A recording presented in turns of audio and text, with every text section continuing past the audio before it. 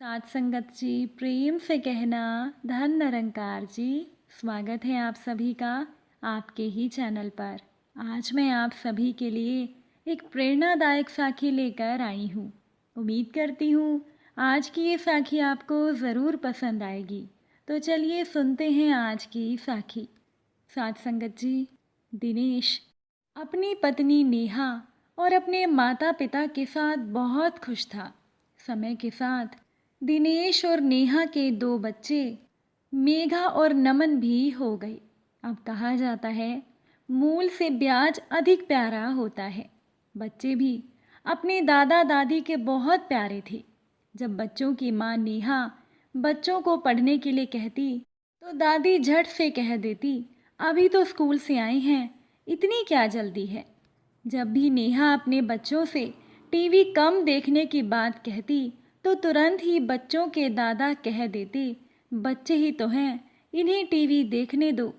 कौन सा इन्होंने आज ही पढ़ाई ख़त्म करनी है। अब शुरू शुरू में तो नेहा को ये सब प्रत्येक घर में होने वाली सामान्य सी बातें लगती थी, लेकिन समय के साथ साथ नेहा परेशान रहने लगी। जब कभी भी नेहा अपने बच्चों को किसी गलती की सज़ा के रूप में दिन भर टीवी ना देखने का फरमान सुनाती तो बच्चों की दादी आकर चुपके से टीवी चला देती और साथ में ही बच्चों के सामने ही नेहा को बहुत भला बुरा कहती। अब मेघा को मोबाइल में गेम खेलना बहुत पसंद था, इसीलिए वो रात को दादा दादी के साथ सोने लगी। बड़े मज़े से रात को देर तक दादी के मोबाइल में गेम खेलती। धीरे धीरे नमन भी यही करने लगा। नेहा को ये सब सही नहीं लगता था, लेकिन वो कभी अपने सास ससुर से साफ शब्दों में ये नहीं कह पाई। अगर कभी कुछ कह भी देती थी तो उसकी सासू माँ बच्चों के सामने उसकी ऐसी छवि दिखाती कि मेघा और नमन को अपनी ही माँ नहीं दुश्मन लगने लगती। जब इस बात की शिकायत नेहा दिनेश से करती तो वो भी अपनी पत्नी का साथ नहीं देता था। हमेशा एक ही बात कहता था, अरे बच्चे हैं तो दादा दादी के प्यारे तो होंगे ही, तुम व्यर्थ में इतनी चिंता करती हो, समय के साथ सब ठीक हो जाएगा। लेकिन समय के साथ सब ठीक होने के बजाय खराब होता चला गया। नेहा के बच्चे पहले से ही पढ़ाई में सामान्य थे। जैसे जैसे वो बड़े होते गए वो पढ़ाई में कमज़ोर होते गए। दोनों बच्चे अब धीरे धीरे माँ के पास जाने से ही बचने लगे। नेहा अपने ही बच्चों की बेरुखी देखकर परेशान हो गई।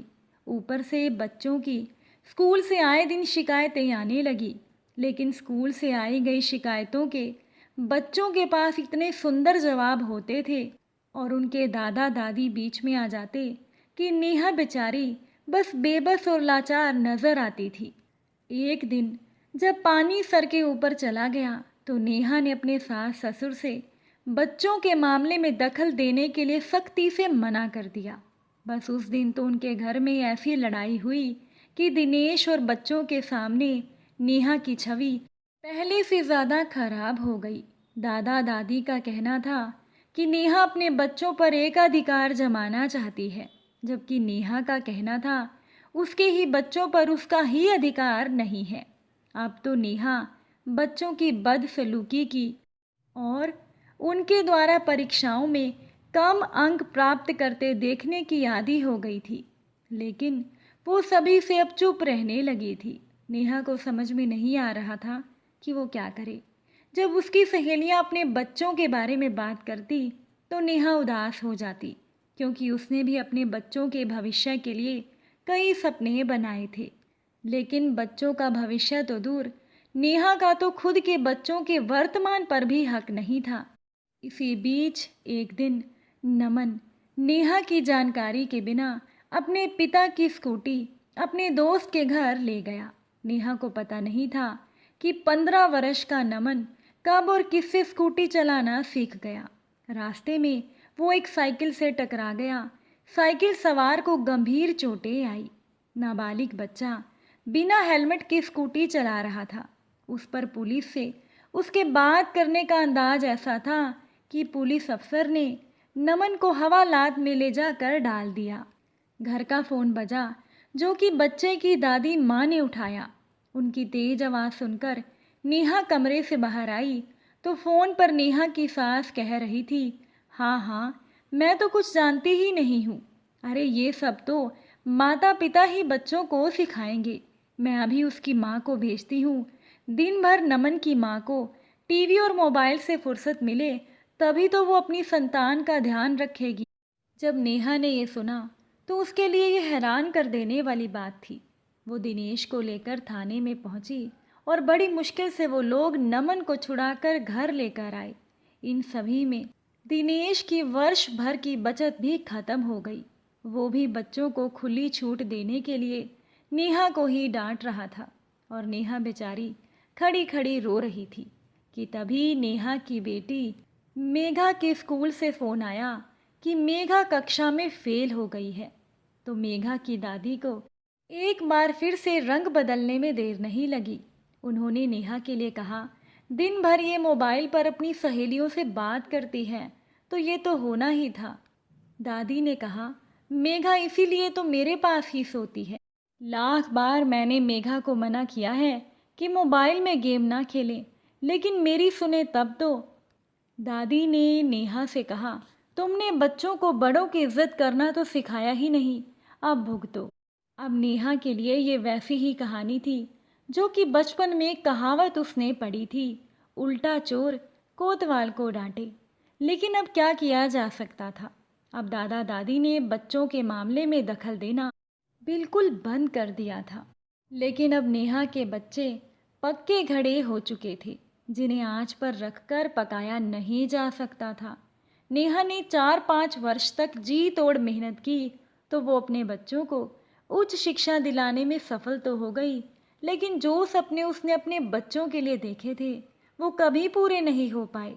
बच्चों को जब भी अपनी गलतियों का एहसास हुआ तो उन्होंने भी अपनी गलतियों का दोष अपनी माँ के ऊपर ही डाला और कहने लगे, हमें तो बचपन में समझ नहीं थी, आपने क्यों हमें इतना दादा दादी के लाड प्यार के कारण बिगड़ने दिया।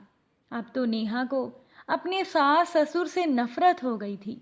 बच्चों ने जो बचपन में खो दिया था वो अब लाख उपाय करके भी नहीं पा सकते थे। दादा दादी को तो समझ में ही नहीं आया वो कहाँ गलत थे। जो आता उसे कहते। नेहा अपने बच्चों की परवरिश अच्छे से कर ही नहीं पाई।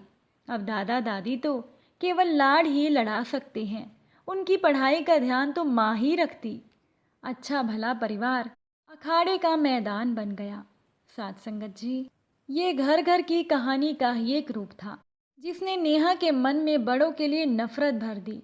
लेकिन हमें ये सोचना है कि नेहा के मन में आई हुई इस कड़वाहट के लिए आखिर कौन जिम्मेदार था, खासकर तब जब हम प्रौढ़ अवस्था में पहुंच चुके हों। मूल से ब्यास प्यारा लगे, ये कहावत तो सही है, लेकिन इतना भी नहीं कि मूल ही खतरे में पड़ जाए। अब जिस माँ ने बच्चे को जन्म दिया है उसका अधिकार बच्चे पर सबसे पहले होता है, पिता से भी पहले। हमें ये बात सोचनी होगी और ये भी कि दादा दादी अपने पोता पोती को लाड़ देने के साथ बच्चों को सही गलत की पहचान करवाएं, तभी उन लोगों के बुजुर्ग होने में सार्थकता है।